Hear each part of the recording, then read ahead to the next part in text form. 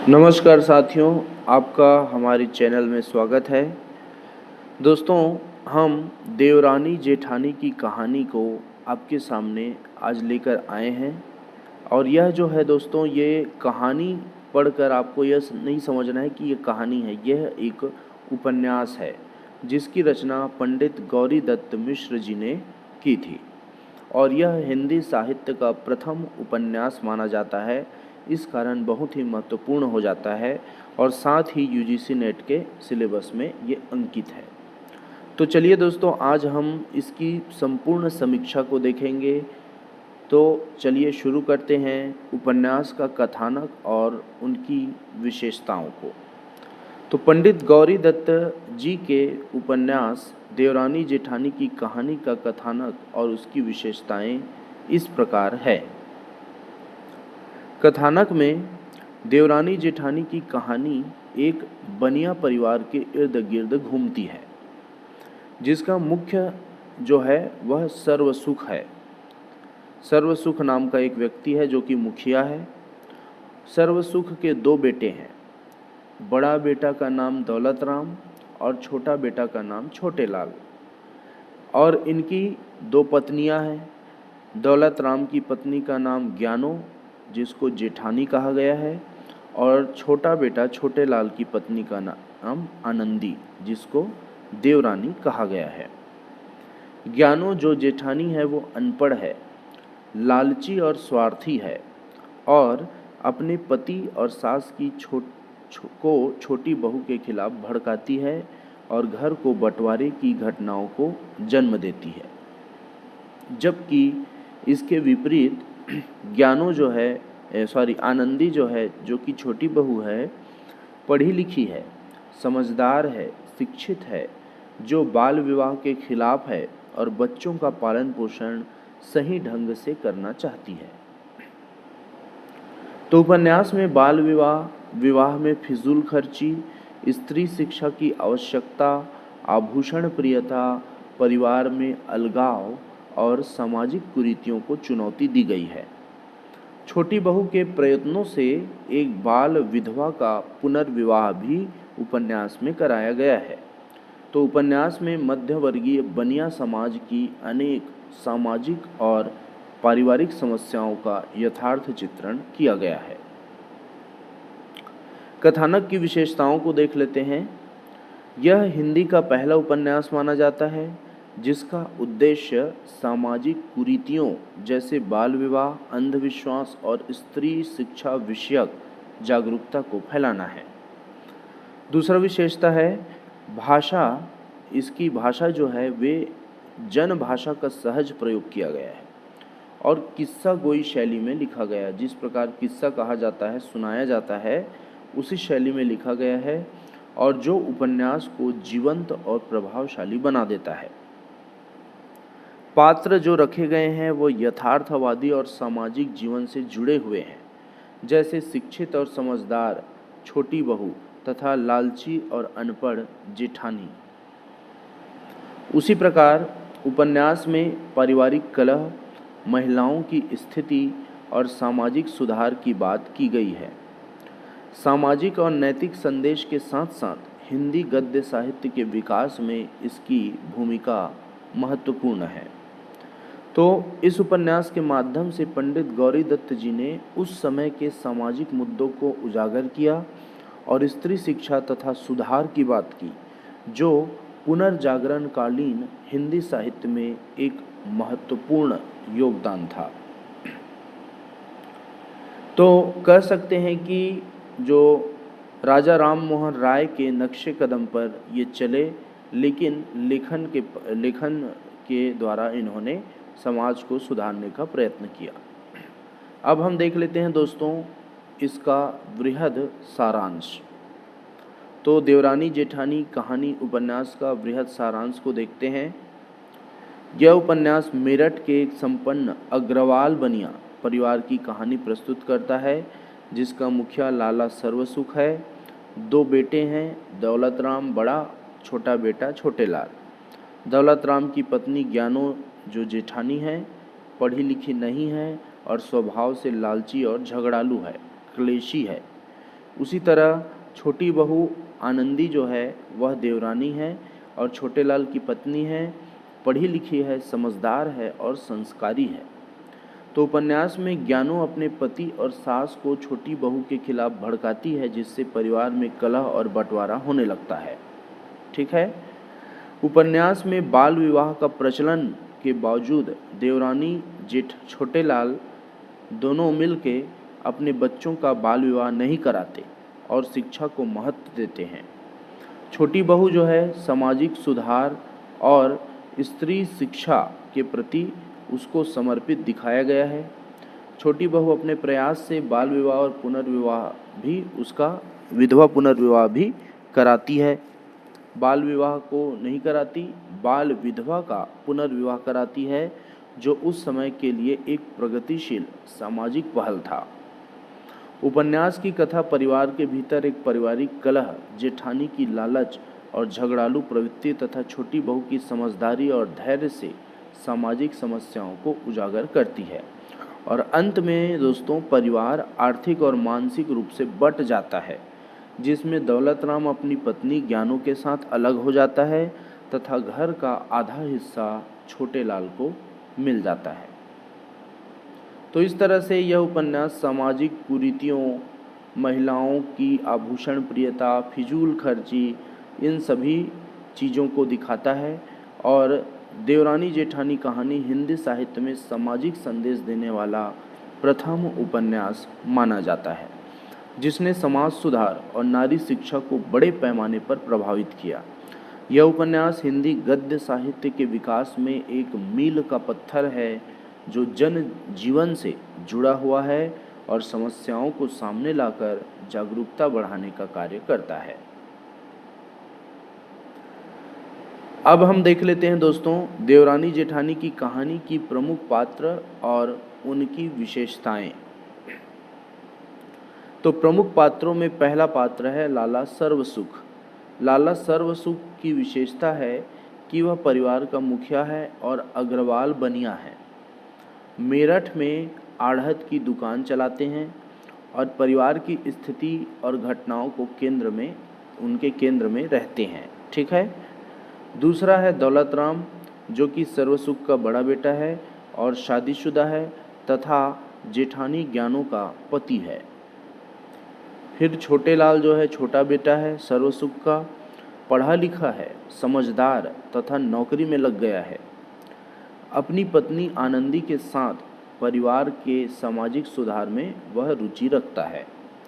फिर हम देखते हैं ज्ञानू, जो कि जेठानी है, दौलत राम की पत्नी बड़ी बहू है, अनपढ़, लालची स्वभाव से झगड़ालू है। छोटी बहू आनंदी के विरोध में रहती है हमेशा ज्ञानू जो है, और परिवार में कलह पैदा करती है। आनंदी जो कि देवरानी है और सबसे छोटी बहू है, छोटे लाल की पत्नी है, पढ़ी लिखी, समझदार, धैर्यवान और संस्कारी है, सामाजिक सुधारों और स्त्री शिक्षा की समर्थक है तथा परिवार की समस्याओं को सुलझाने में सक्रिय भूमिका निभाने का काम करती है। फिर आते हैं पार्वती।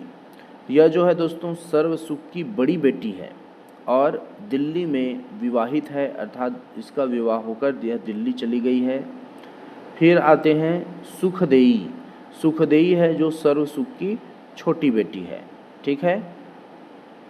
तो इस तरह से सर्वसुख के दो बेटे, ठीक है, और दो बेटियां हैं। तो ये चीज़ को आप ध्यान रखेंगे।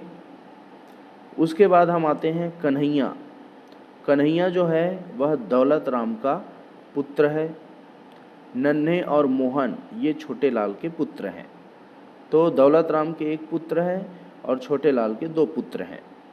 अन्य सहायक पात्रों में हम देखते हैं शिवदयाल, ज्ञानचंद, तहसीलदार, वंशीधर कबाड़ी, डूंगर, राम प्रसाद, गंगाराम, मुंशी टिकट नारायण, हर सहाय काबली आदि अन्य पात्र हैं जो कहानी में विभिन्न सामाजिक और पारिवारिक भूमिकाओं को निभाते हैं।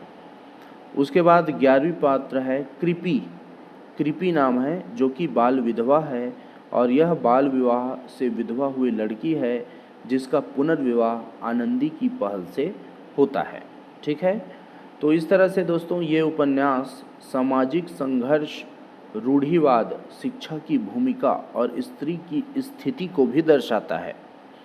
तो मुख्य विवाद यहाँ पे ज्ञानो और आनंदी के बीच है।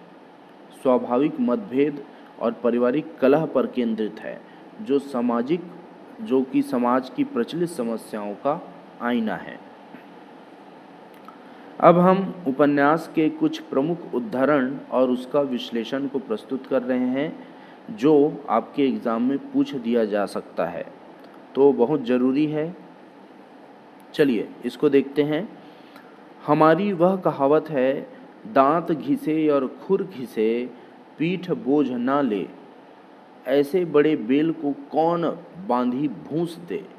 यह कथन उपन्यास में छोटी बहू आनंदी के द्वारा कहा गया है, जो संघर्षों और कठिनाइयों के बीच सहनशीलता और समझदारी की बात करता है।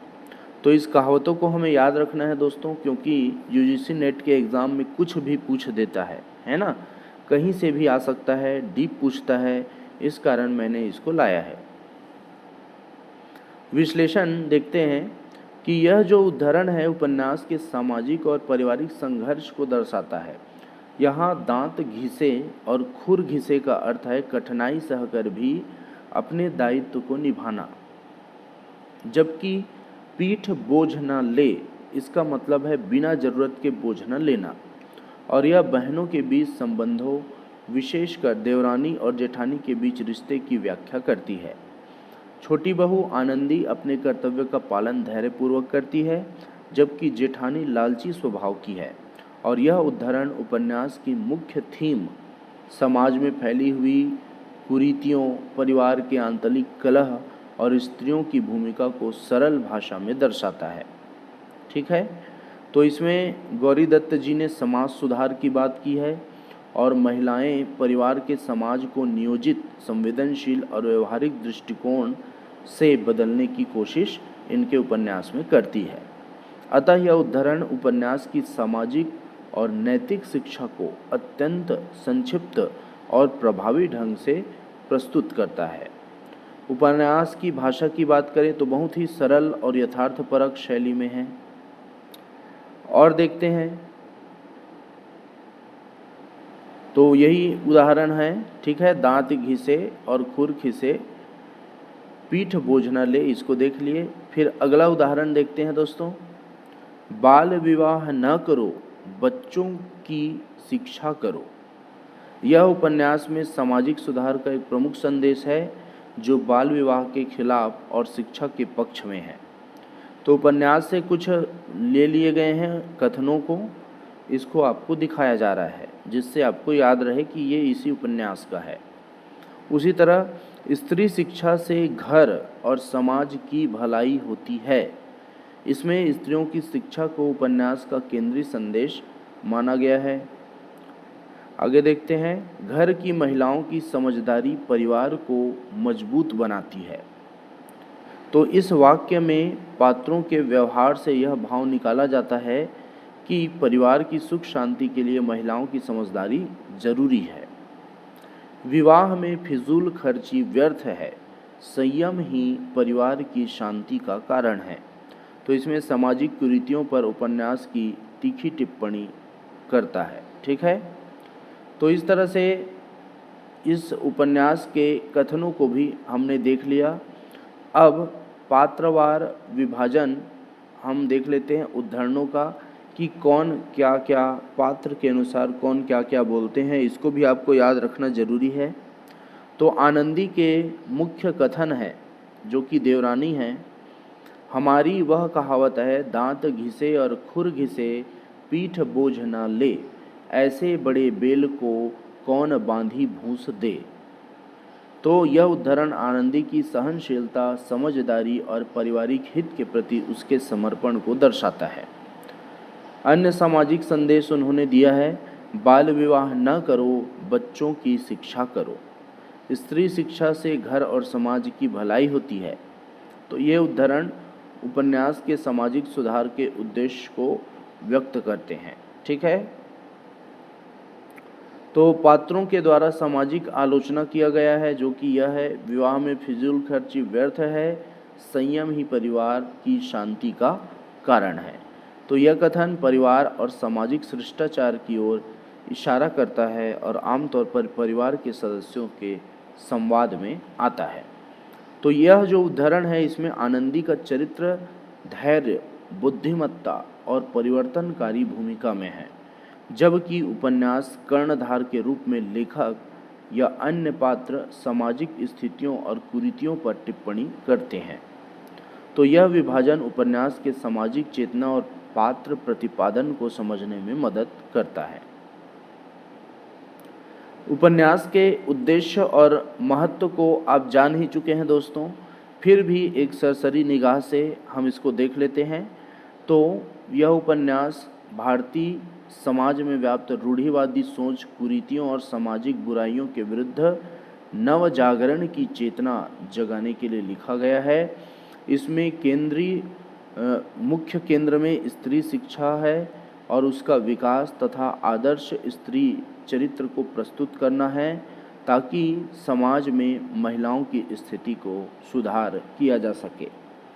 उपन्यास ने बाल विवाह, विधवा पुनर्विवाह, स्त्री शिक्षा, परिवार में कलह और फिजूल खर्ची जैसी सामाजिक समस्याओं को समाज के सामने प्रस्तुत किया है और इसे बालिकाओं के लिए उपयोगी पाठ्य पुस्तक के रूप में देखा जा सकता है दोस्तों, जिससे बालिकाओं में सामाजिक सुधार और शिक्षा के प्रति जागरूकता पैदा हो सके।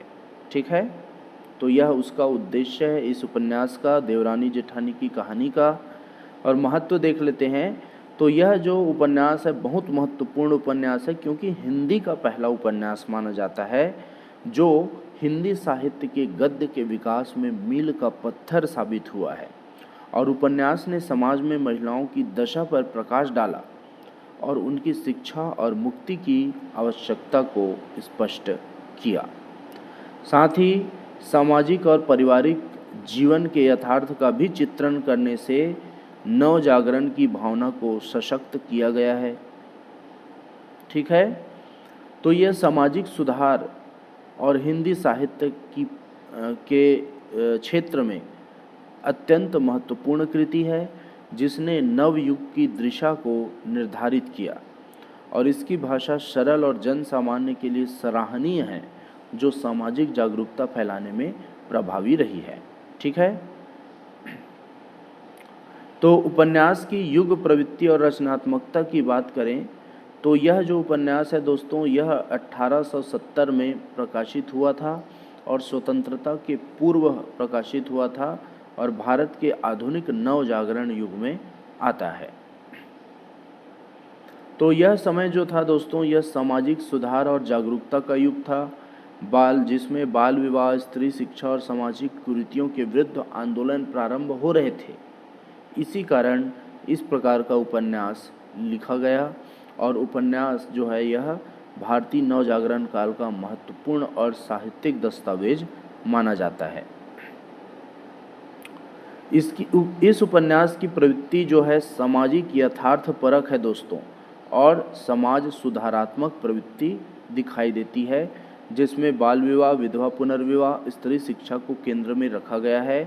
साथ ही परिवार के आंतरिक संघर्षों का चित्रण है इसमें, और यथार्थवादी प्रवृत्ति लिए हुए यह आरंभिक रूप में यह उपन्यास देखा जा सकता है। ठीक है, रचनात्मकता की बात करें तो जन भाषा से जुड़ा हुआ उपन्यास है, जन जन तक पहुंच सकता है, सभी इसको समझ सकते हैं। किस्सा गोई शैली में लिखा है, जीवन की घटनाओं को सजीव बनाती हुई है। ठीक है, तत्कालीन सामाजिक घटना पर लिखा गया है, उसको आधार मानकर, और पात्रों को यथार्थवादी ढंग से चित्रित किया गया है।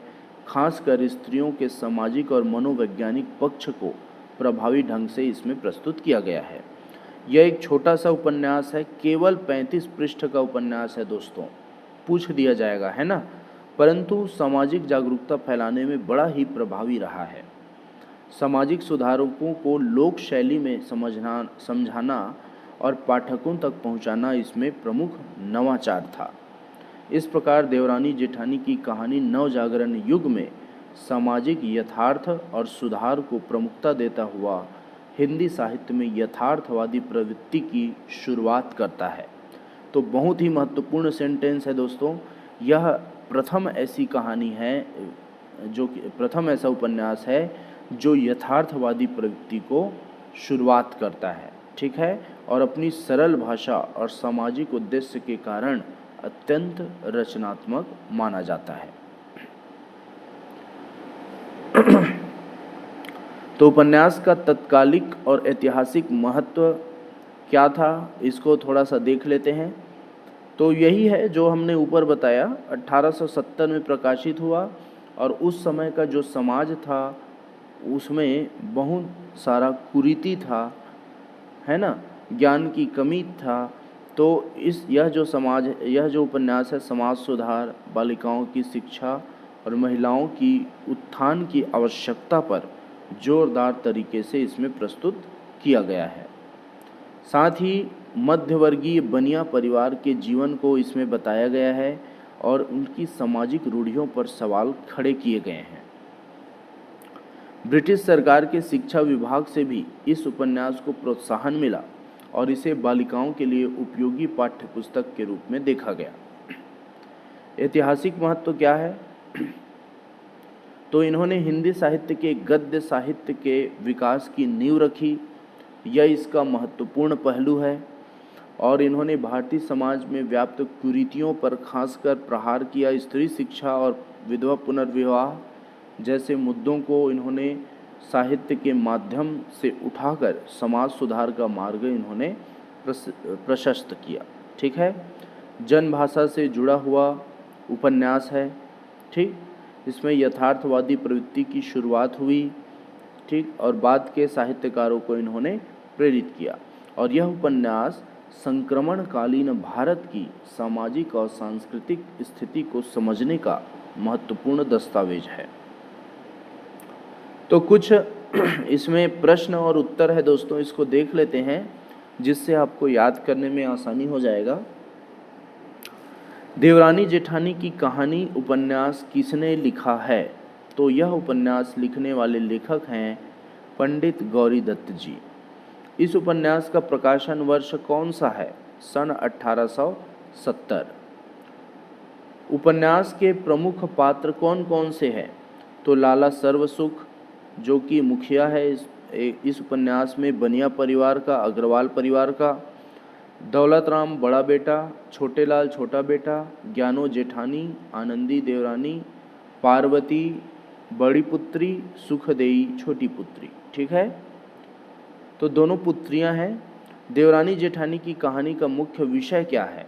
तो इसका मुख्य विषय है सामाजिक कुरीतियों जैसे बाल विवाह, स्त्री शिक्षा, विवाह में फिजूल खर्ची और परिवार की समस्याएं। ज्ञानो और आनंदी में कौन किसकी पत्नी है? तो ज्ञानो दौलत राम की पत्नी है और आनंदी छोटेलाल की पत्नी है। उपन्यास में बाल विवाह के विषय पर क्या दृष्टिकोण दिया गया है? तो इसमें बाल विवाह के विरुद्ध उपन्यास सकारात्मक संदेश देता है और शिक्षा पर जोर देता है। उपन्यास की भाषा कैसी है? तो उपन्यास की भाषा है सरल, जन भाषा से जुड़ी हुई तथा किस्सा गोई शैली में है। इस उपन्यास को हिंदी साहित्य में किस प्रकार स्थान दिया गया है? दोस्तों, तो यह उपन्यास हिंदी का पहला उपन्यास माना जाता है। उपन्यास का उद्देश्य क्या है? सामाजिक सुधार, विशेषकर स्त्री शिक्षा को बढ़ावा देना इस उपन्यास का उद्देश्य है। उपन्यास का सामाजिक संदर्भ किस प्रकार का है? तो यह मध्यम वर्गीय बनिया समाज और पारिवारिक तथा सामाजिक समस्याओं को हमारे सामने दर्शाता है।